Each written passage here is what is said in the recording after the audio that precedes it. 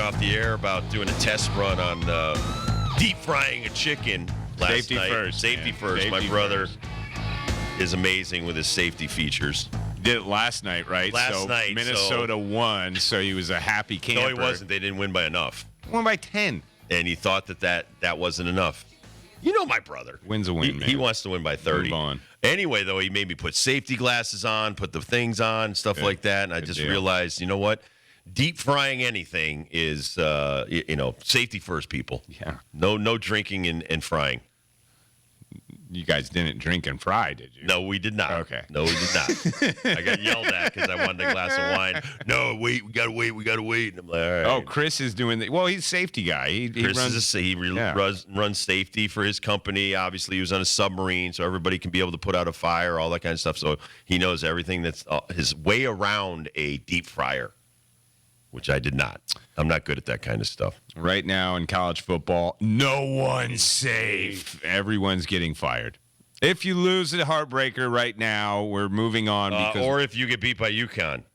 True. Right now, 3 coaches that we've have been fired. Rice's guy's gone. Bye-bye. We just learned today that FAU is gone. Well, that was after we learned Temple, who had beat FAU in overtime, 18-15, they just fired their coach this morning. And I think the FAU athletic department got wind of that, and they're like, wait, we just lost to them, and we're keeping our guy? So they fired Tom Herman about 5 minutes ago. And then we saw UMass's Don Brown, after 6 wins and a handful of seasons, UMass says, bye-bye, Mr. Brown. He is gone. So we haven't yet to play UMass as a UConn football team, but that's one. Herman's another. FAU beat them. Temple beat them on that goal line stand fumble recovery touchdown.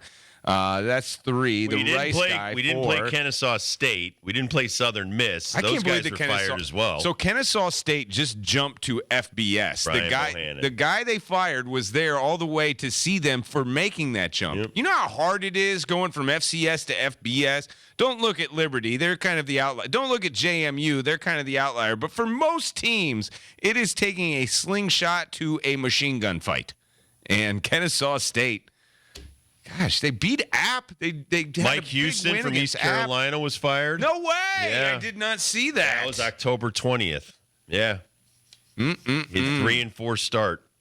Unreal. Everybody's getting fired. But explain what's been happening, too. They've changed the contracts where it's not a gigantic buyout for a lot of these new coaches. The buyout world has gotten less and less because of the Charlie Weisses, the Jimbo Fishers from last year, A&M. He's making $70 million without coaching. So that stuff has gotten pretty controlled compared to what it was in the last couple of years. The one thing that has gotten I got a couple more for you. Who? Jeff Tedford from Fresno State. Blake Anderson, Utah State.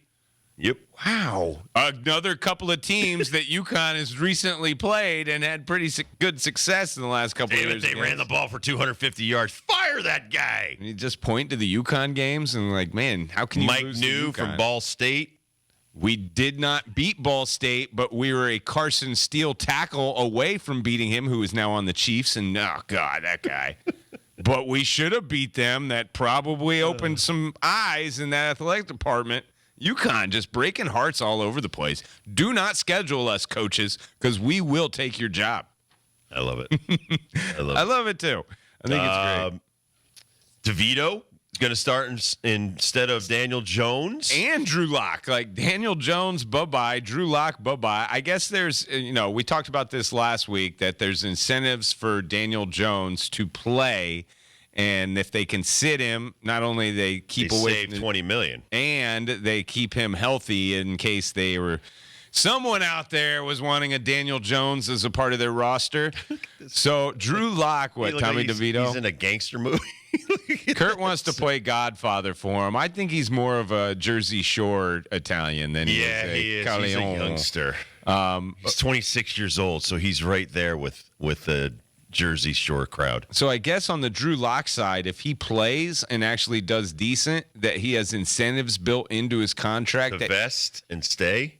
something like that. Something like that, where he gets paid more if he's successful if he plays. So the Giants are totally doing this financially. They have sold out the season. Sorry, Giants fans, if you found any kind of hope that Tommy DeVito was. I'm excited for Tommy DeVito too. I think the wins are just going to come around like hotcakes.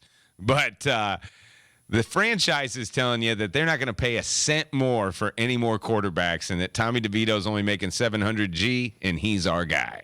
I don't get the jokes, but people, I guess, are joking about Tommy DeVito versus Cooper Rush on Thanksgiving. They're NFL quarterbacks, people. They might be backups, but they're still NFL quarterbacks. What's the joke? The joke is that you need better backups now. Years ago, it would really be a distance between the starter and the backup. Honestly, Cooper Rush a couple years ago, he was challenging Dak Prescott. He won a bunch of games. Dak was hurt. Dak came back. Basically pushed him to the thing. Look at Justin Fields. Now, Justin Fields did botch a play yesterday in that Steelers game, but Justin Fields, I'll tell you what, I'll take him on the Cowboys. Justin Fields is a legit quarterback. Sam Darnold, the same people in New York that were probably talking trash about Sam Darnold years ago, that dude is kicking ass and taking names for the Minnesota Vikings. You just got to get in the right situation. You need a good offensive line. Look, we were just talking about Joe Burrow in the first second. Joe Burrow literally is running for his life on every pass play. And it's not even funny anymore. So it's not even about Joe Mixon being gone. It's about your offensive line's not that good. So, you know, and if I'm Joe Burrow and I want to play another 10, 12 years in the NFL, I've got to behind the scenes be pushing for better offensive line play. You can't be thinking I can continue to take these hits and survive 10 more years in the league. It might not be Tommy DeVito versus Cooper Rush. Cooper has a game to play tonight, and I know you're wearing your Cowboys jersey, and I'm only doing that out of respect. I'm not thinking the Cowboys are going to beat the Texans. No hope. There was no hope. There's always hope. There's always hope. And I'm rooting for Micah Parsons. I'm rooting for the jersey tonight. But no, I mean, the Cowboys are trash right now. That's because of Jerry Jones. Well, if Cooper Rush can't survive tonight, it's going to be Trey Lance. I got no problem with that. DeVito. Listen, Trey Lance. I'm interested in that game. I want to see it. Me too. I'm a glutton for punishment, man. I'd rather watch these like 3-7 teams beat each other's brains in than watch the Chiefs Bills was great. Love Josh Allen. He helped me win my fantasy football game last night with that run for the touchdown, by the way. I was down by a point. I ended up winning, I think, 131-126, but that's on a personal note. When I'm watching that football game, I'm like, these are really good teams. They're going to the postseason. I'm rooting for a really crappy team, so I need another crappy team for us to possibly beat. Right. Texans ain't it. Texans are a very good football team. Diggs, Mixon, they're really good. Stroud, that's a really good football team we're playing. I always just think of like the aftermath of a win or a loss for the Cowboys. And aftermath of the win is going to be party time in Dallas. The aftermath for the win for the Texans is moving on. Like, that is the win we must have in order to keep on marching this 4-loss team into the playoffs. Cowboys, if they lose, oh gosh, who cares, man? This season's over a long time ago. Texans, if they lose, how in the hell can we lose to the Cowboys? This is a should-win game. Well, see, that's when you're talking about firing people. That's when an OC gets fired. That's when a DC gets fired. You're like, how did they score 35 points against you? How? I mean, that's again, you're not going to fire the head coach. You're going to fire one of your coordinators. We shall see. I'm interested in the game tonight. Definitely interested in next week's game, but I did think Wrigley Field was cool. Next week's game, Army Notre Dame in Yankee Stadium. That's going to be awesome. But Northwestern played Ohio State in Wrigley Field. Game. I thought this was great. Like, there's obviously some tight quarters and some corners for some receivers. Well, and so imagine back in the day when the Chicago Bears played there. Right. That was their home stadium. They dealt with it. Gale Sayers is running on that turf. That's what I used to think about. I'm kind of a weirdo when it comes to history, and when you're stepping on a field that at one point Ty Cobb was playing on, Babe Ruth was playing on, the Cubs for 100 years were playing on there, then you step on that field. Well, how about now you're going back in time and you're having your Ohio State kid, your Northwestern kid. That's a highlight of your college career. A lot of these guys aren't going to the NFL. Ohio State, a little different. A bunch of those guys are going to get drafted. But Northwestern, you got to be pumped to be able to step out in that field, have your parents watch. have your family watch you play on such a historic field. Wrigley's one of my all-time favorite fields. Fenway, Wrigley, doesn't get any better than that. Yeah, I'm a hater of Northwestern that they get the opportunity. I wish that the Big Ten would turn over to another team. It'd be better if it was Ohio State, Michigan. I'll tell you what. Then you could really, be fighting over, what is it, 50? I don't even think they get 50. They get 40,000 there. Yeah. You don't get 100,000 there. You get 40. And your sightlines, like if I'm there, I'm so cool because I'm, a Cubs fan and I'd love to see anything in Wrigley. I'd be cool sitting in left you're field. an Ohio State hater. I'm an Ohio State hater, and that's really where this comes from is like Northwestern, come on, can we give them more of a game in Wrigley Field? If you're going to have this beautiful facility to play in, you got to bring it. Did you see the punt? Oh, my God, this punter couldn't catch a punt, and he picked it up at the goal line with like 5 dudes right in front of him. He's like, I'm going to try to kick it now. And then kicks it, obviously gets blocked to, the backstop. Good thing the net's there so the people don't get hurt. Northwestern.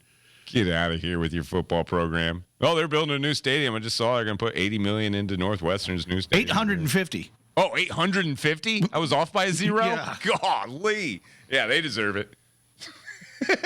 I was just telling John, I think it travels away to the away games, so the whole field comes with the team. Yeah, it should be on wheels for that kind of money. Goodness. The Game of Games is next week. There's 2 Game of Games. One, back to the stupid Buckeyes. Indiana, Buckeyes, in the horseshoe. Let's do this. The other one is Army Notre Dame. And everyone except for the Notre Dame lovers are rooting Army. Because if Army wins this, wins the AAC championship, beats Navy, they're in the college football playoff. But they've got to go through Notre Dame. If they do those 3 things. Okay. If they do those 3 things, they will be undefeated, conference champ. Right now they got them at 18, even though they're 9-0. And it's because of the teams they play.